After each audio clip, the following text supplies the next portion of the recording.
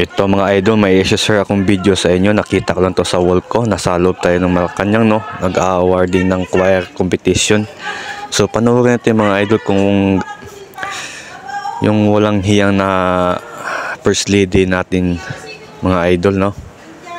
Panoorin natin mga idol, Anong masasabi nyo mga idol sa pinakita niya sa mga tao sa loob ng Malacanang? Anong klaseng ugaling meron siya?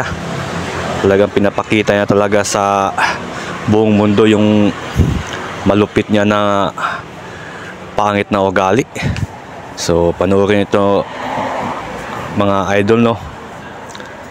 Hanggang sa dulo mga idol, kasi yung tinasabi ni Presidente Duterte talagang tamang-tama. Ayan mga idol, hinahawakan niya mga idol. Tapos bila niya binitawan mga idol. Kalmado lang mga idol, parang walang nangyari. Ano pong masasabi niyo dyan mga idol? Ulitin natin mga idol, Ulitin natin mga idol.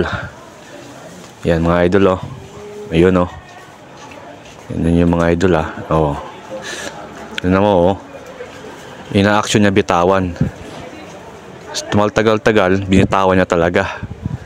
Grabe itong babae na to. Grabe yung ugali nito.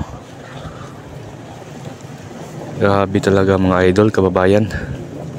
So, boy, anong masasabi niyo dyan mga kababayan, mga idol?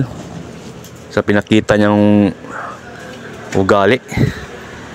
I-comment down nyo dyan sa baba mga idol. At babasahin natin yung mga comment nyo kung anong masasabi nyo. Tingnan nyo mga idol, inagawan si Chess Escudero ng inumin.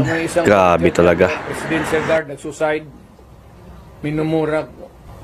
Murahe mo. Kaya po napahiya.